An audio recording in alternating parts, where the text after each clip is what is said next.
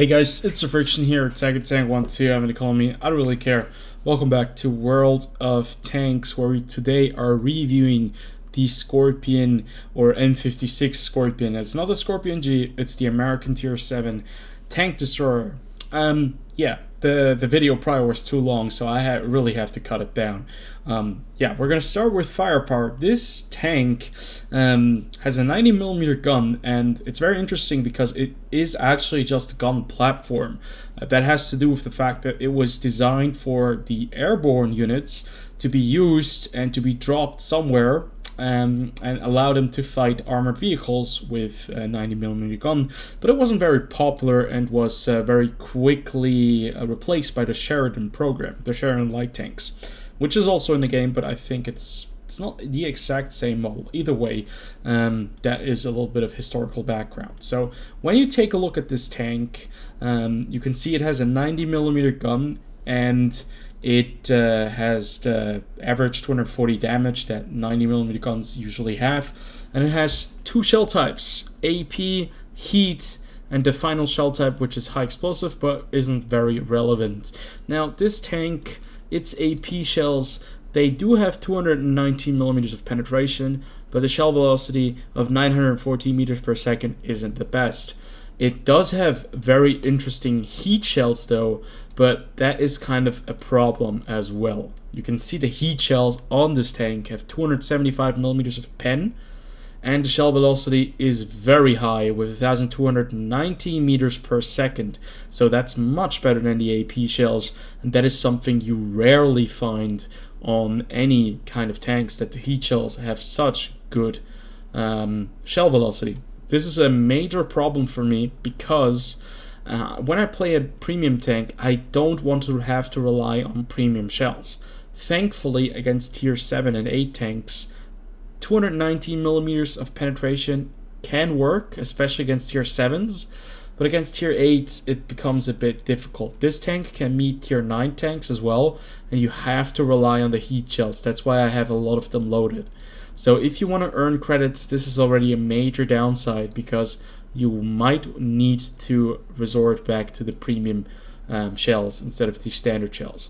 Rate of fire is quite decent. You can see 2057 DPM. Now I am running Cola, so I'm going to switch that out real fast so you guys can actually see what it's like without it. 1969.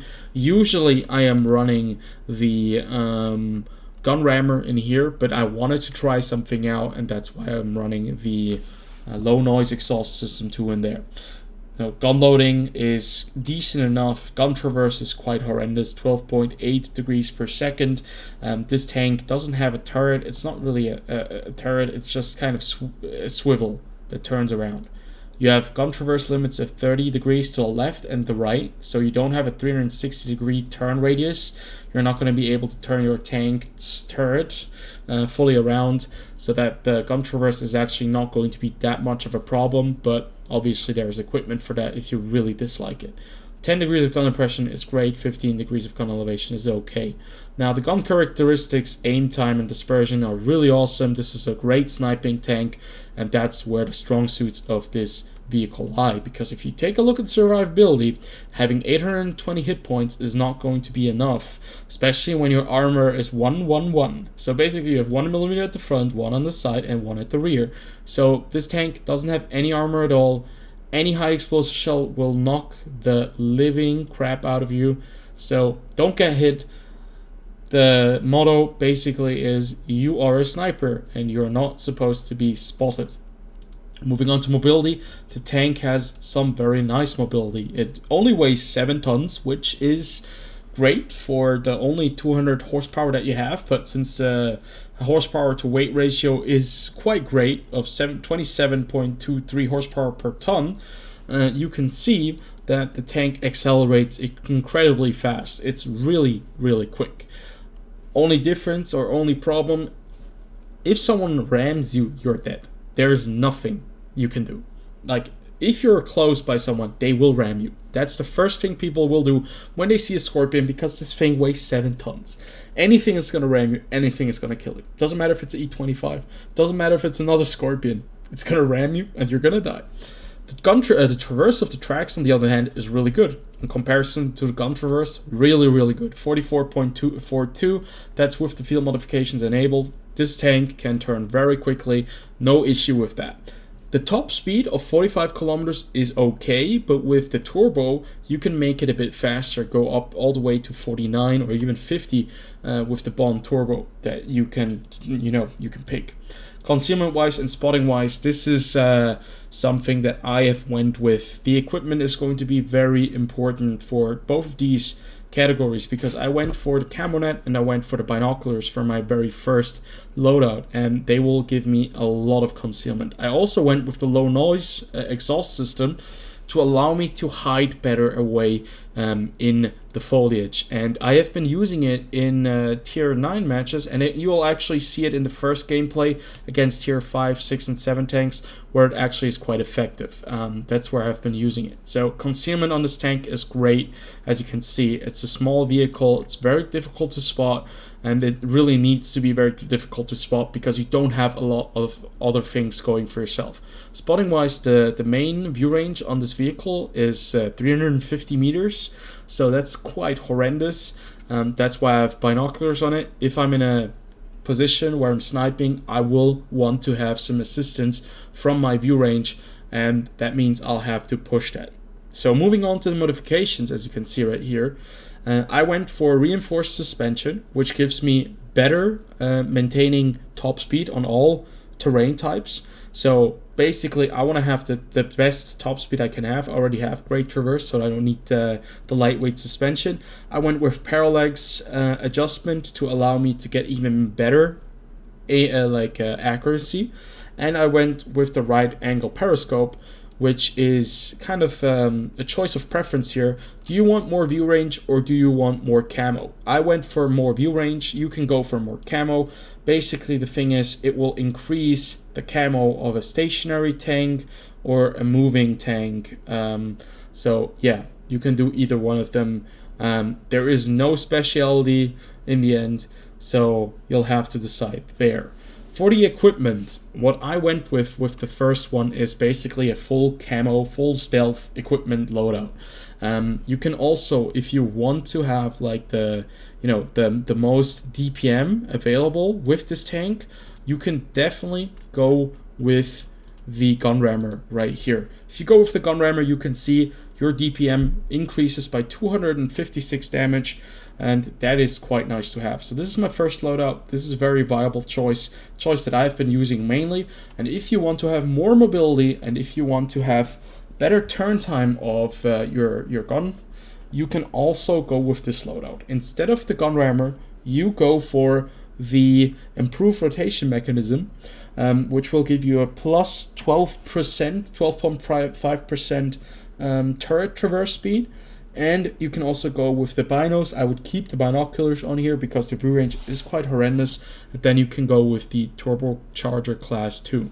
This will increase your mobility, your top speed to 49 kilometers per hour, and your specific power to weight is at 28.69 horsepower per ton. Really good, really great stats. You'll be able to run around circles around some players.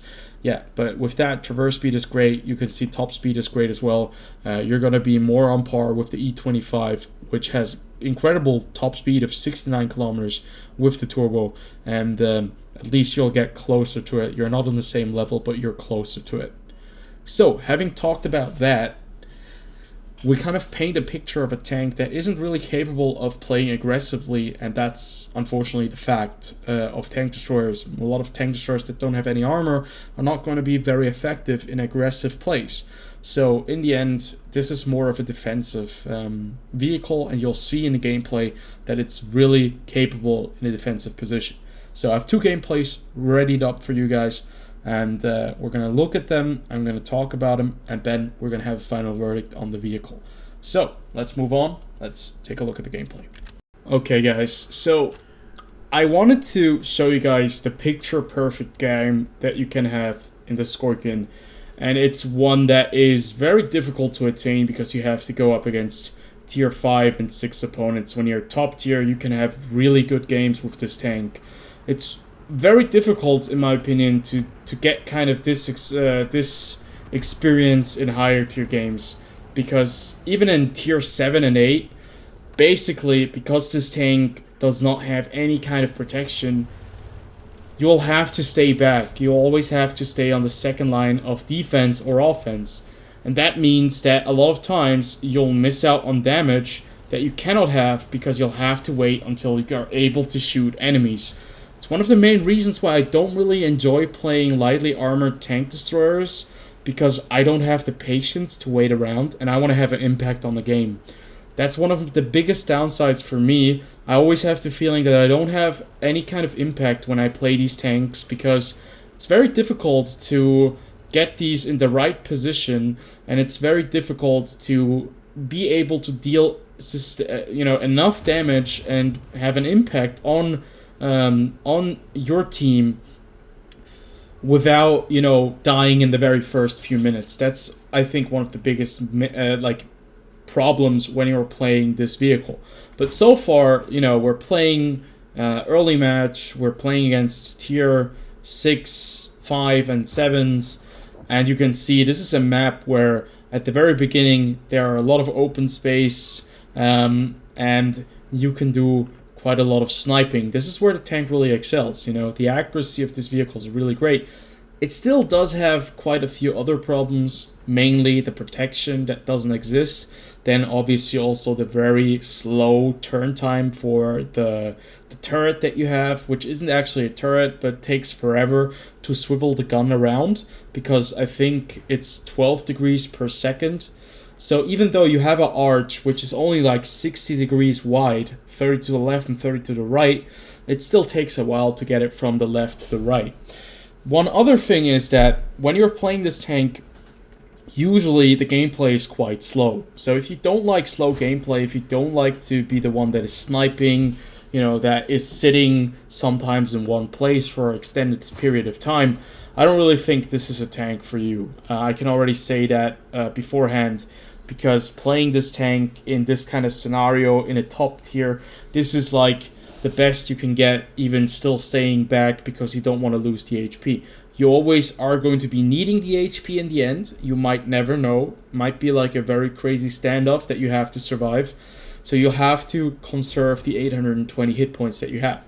Now, I know a lot of you guys enjoy tank destroyers. You enjoy the gameplay aspect of sitting at the back and sniping tanks from afar, and you don't really bother. It doesn't bother you too much if you stay back for a while. As you can see in the north, we're currently losing the city battle right now, and for me right now it's clear that I have to do something. I have to get into a position where I can support the guys that are holding north, and where like the other tanks are coming in. So right there I'm trying to snipe the Leopard, and unfortunately for us that doesn't succeed, but the second shot is going to hit and knock out that tier 5 light tank, which is very annoying and can definitely do a lot of damage to you, because it has an auto-loading gun. Don't forget, the Leopard has an auto-loading cannon, which actually can do massive amounts of damage to you when he manages to find you. Now, something that I've also noticed while playing this tank exclusively is that players like to ram you. Whenever you are spotted and tanks are close by, they will ram you. It's not going to be a lot of fun, but that's just the nature of playing a tank that weighs 7 tons. They will ram you. Whatever they do, you're going to die when they ram you, and that's why it's so important to keep your distance. So right here, you're the most effective. You can see we've already dealt several shots of damage. We are at 1,350, and we're able to hold off the north advance right here. Super Hellcat has been dialed down to, I don't know, must be like 200 HP. There's a Pavlak heavy tank coming in, but we still have the issue of the south fighting against our south, and we're very much boxed in on this kind of map. So that's very important to utilize the bushes, because these bushes really give you the protection, and they are kind of your armor. The bushes, as long as you're hidden, you're going to have the best kind of experience with this tank. But it's very difficult to always stay hidden. The vehicle is very small though. It will stay hidden behind small bushes as well. because it does already have very good camo stats. But as you can see, I'm running a full-on camouflage routine with, you know, the right equipment with camo net, because I want to have the max camo that I can have to be able to support my team in a defensive position. And that's what I can do right here. This is the best position where you can be in a Scorpion. This is where you can deal damage. This is where you can hit these tanks. I know these are tier 5 vehicles, tier 6 and tier 7s. When you're going up against tier 8s and 9s who actually have, you know, view range, that is a complete different story. And this is where the tank really, really becomes a bit difficult to play, because going up against tier 8 and 9 opponents with over 400 meters view range, you really have to be aware that of the bush mechanics and not fire when you're seeing through a bush, because you'll get spotted immediately and they will wreck your shit. Especially since the intuition perk has become such an important part of World of Tanks.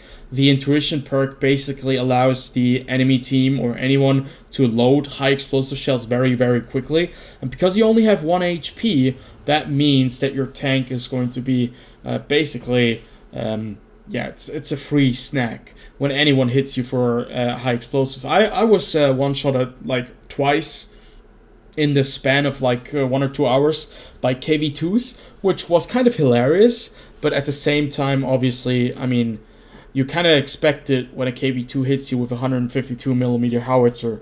You are not going to survive for long. So right here, we're just trying to defend the north, and I made a major mistake by driving backwards right here. Should have stayed in this bush. I wanted to see the Pavlak, but I didn't want to get, you know, caught out in the open like that when I drive back, because I'm right next to him. He obviously spotted me, but there's a Stritzwagen 74 who was sitting in the middle in the bunker, but was just knocked out by the Super Hellcat, who is doing a magnificent job over there. And now we're just trying to hold off this Pavlak because it's the final tank up north. All the other vehicles are coming in from the south. And for me, it's really important now that we can clear this north flank. So using double bush technique, where the bush in front of me is not see-through, I'm just going to hit this Pavlak. I'm just going to take away his HP. Rate of fire on this vehicle, as I mentioned, is great. The pen on the AP shell is decent enough at tier 7.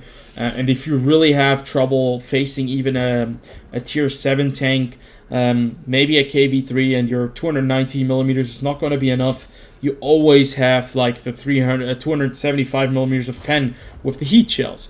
Now, in the other game, which I will show you afterwards, the game where I only utilized heat shells, you'll actually see what it's like, what kind of a different version of a tank it is when you're only firing heat. In a tier 8 or 9 match, obviously heat is going to be your best friend, and you can't really do anything other than spot the enemy or pen them with heat, which is going to be very expensive. The heat is a real game changer. The heat shells, imagine that, they have 1,290 meters per second shell velocity. No, 1,219, excuse me.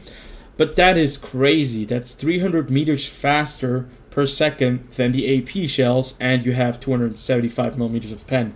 So yeah, that is something that you cannot ignore on this tank. And that makes it even harder to kind of recommend, because if you have to think about it, if you are trying to get a premium tank that is a crew trainer and earns you credits, well, you don't want to be spamming gold shells all the time. That makes it very difficult, because gold shells in this tank are very good, and you'll see tier 8 and tier 9 matches often, not like all the time, but often enough that you have to have enough heat shells with you. And that means that you might run out of a game when you lose it, or even if you win it, with a minus, you know, because you've been playing your tank and you're unable to really get enough damage in to cover the costs.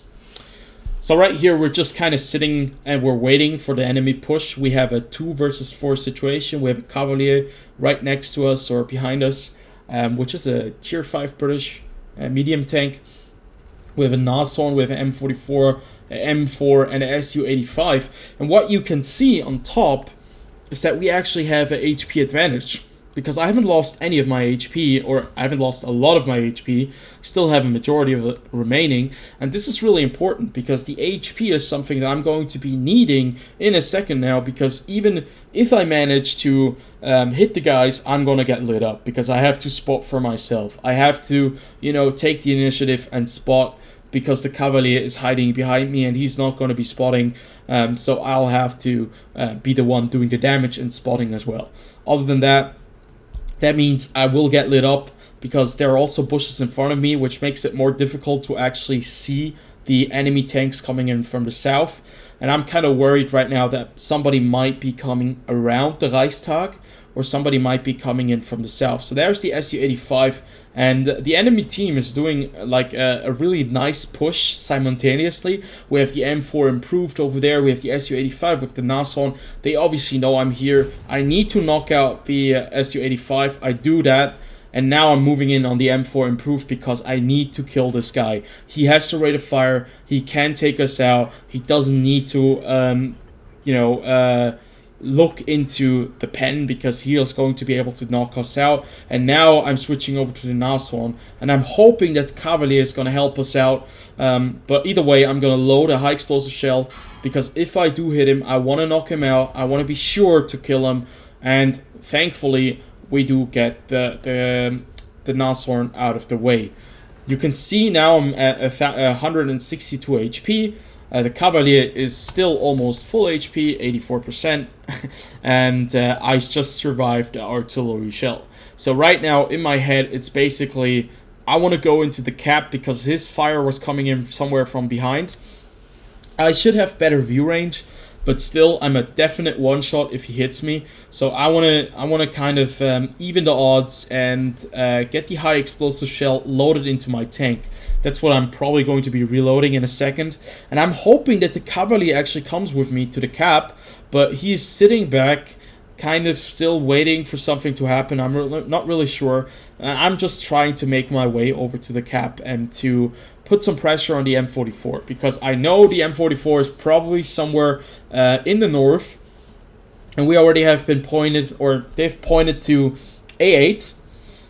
So I'm kind of expecting the artillery not to be down here in the south. So the cap should be open. I know it's very risky, especially with only 167 HP, but I want to cap, I want to secure the win, especially when the M44 drives away and just runs in circles. I don't want to be the guy who has to, you know, run behind an artillery piece and chase it down.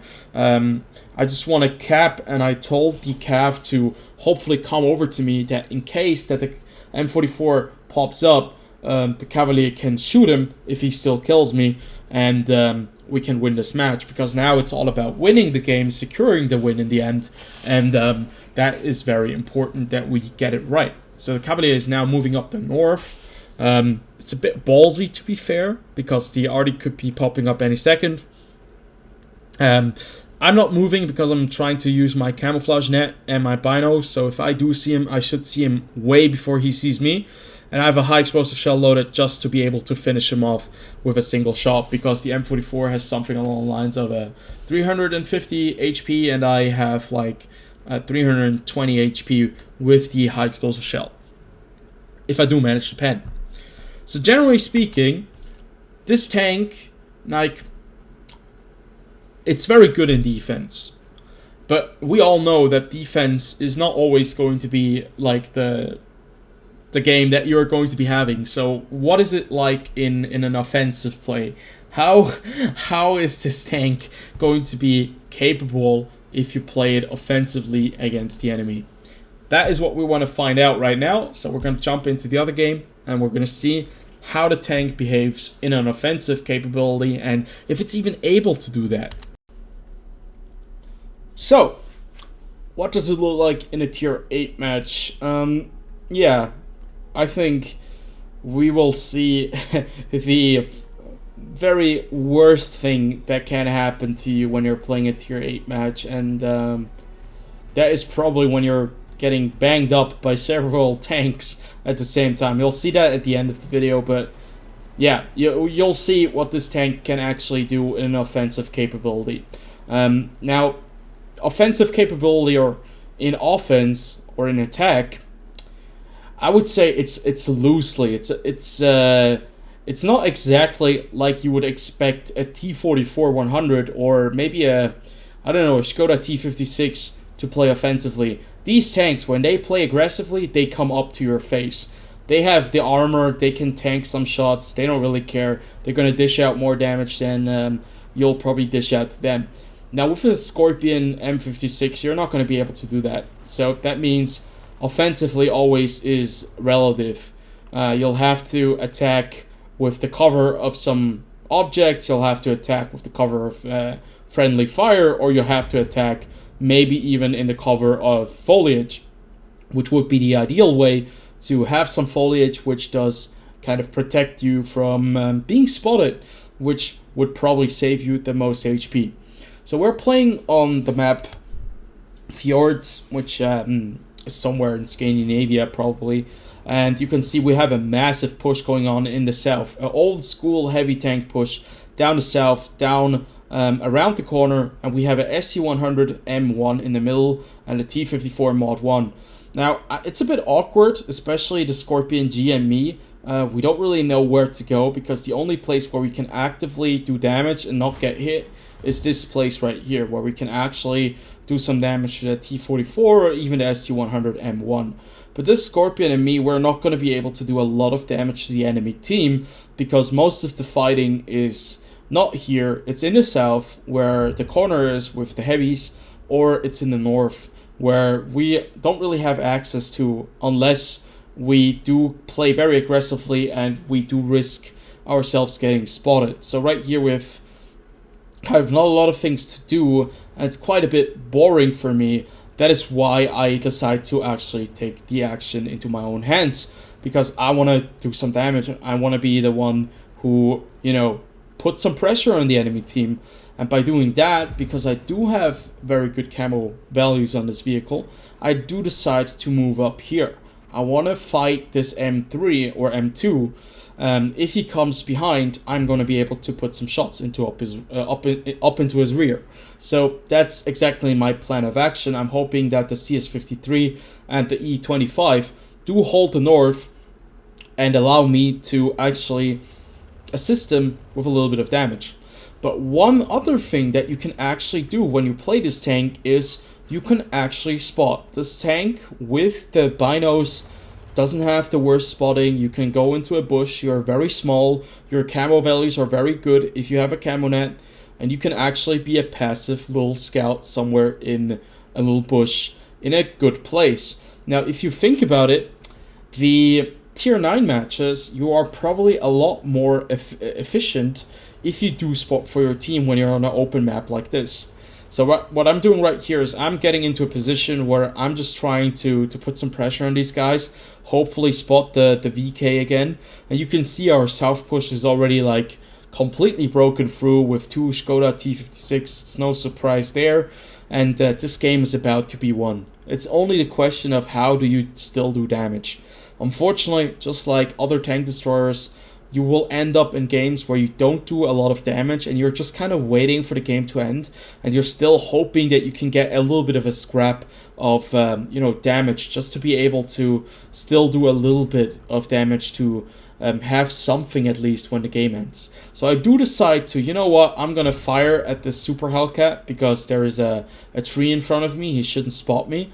And it turns out I was correct. So the Super Hellcat right there, he comes out of his cover. I put one into him, and now I'm gonna fire again because the Super Hellcat should not see me because there are like no view receptors on the side of the vehicle, at least on that side, and it always usually is tied to the turret or the front or the very right or left side of the vehicle. But right there, shooting at the T54, it was clear that I was going to get spotted, but at this time in the game, I thought it's not going to be that bad. I'm just going to fire at him. I load a heat shell to do as much damage as I can to pen him, and you can see now how quickly I lose my HP. Three hits, I'm down to 139 HP. Look at that. 3 200 damage hits that absolutely devastate my tank. I have no chance of surviving any of that, but I still managed to do a little bit of damage, knock out the Super Hellcat, And having that little just 5 seconds shows you how quickly this tank can be knocked out. The M2Y obviously spotted me and he tracks me. He doesn't manage to actually pen my tank, and he tracks my my vehicle, and he doesn't do any damage. Now that's very lucky, and we still end up with 1,814 damage, 604 damage assisted, and this is already a game that I would consider quite good when I play this tank, because when you're playing aggressively, it's very difficult to get damage in, especially when the team is already cleaning up so much, or when there's not a lot of cover. Because if you don't get behind cover, if you get lit up, people will spam you to death. You can see the VK immediately fired at us, the T-54 fired at us, the Super Hellcat was trying to get us, then the VK shot us again, and then the M2Y was trying to kill us. So basically, obviously because I was one of the few tanks that was lit up in this moment, everyone wants to kill you because you're a very easy target to destroy. That will also mean that you're going to be a prime artillery target when you're playing this vehicle. So basically, it's a tank that excels in defense, but has very hard time in offense. And it's a tank destroyer, and that's what tank destroyers kind of are.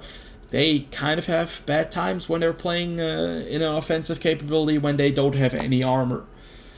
So what would be my final verdict on this vehicle? Is this a tank that I would really like, that I would recommend to a lot of players? Certainly not. I think that this tank it's fun when you like to be defensive. It's fun if you like tank destroyers. I think it really has, it feels like a special vehicle because it's not really a tank, it's more of a gun platform.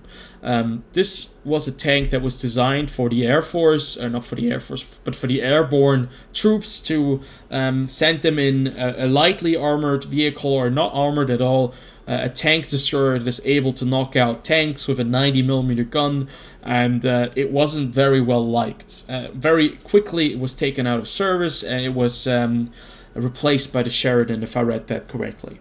So yeah, this tank just doesn't really feel like a vehicle that is worth spending like 6,000-7,000 gold on, at least for me, because generally speaking it excels in defense. As long as you can stay hidden and you can fire, this tank really is able to do the damage. And even with the premium shells, you're going to be penning all tanks, even tier 10 tanks, if they were actually the ones that you'd had to fight. But other than that, it's pretty much just defense and not able to do a lot of things in the offense. I personally don't enjoy tank destroyers as much as I like other vehicles, but even if you're playing it offensively, you'll always have to be very careful.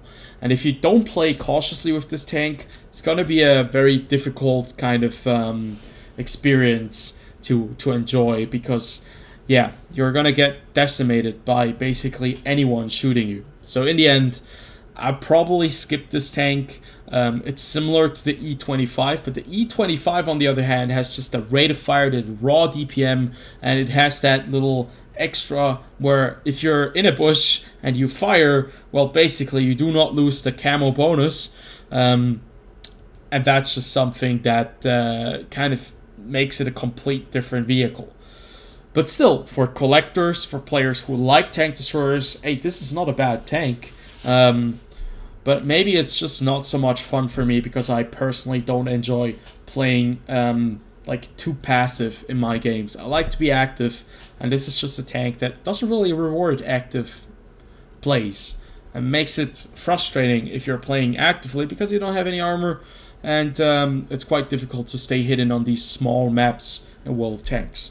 So hopefully you guys did enjoy this review. As always, if you did, comment, like, and subscribe, and I'll see you on the next one. What do you think about the M56 Scorpion?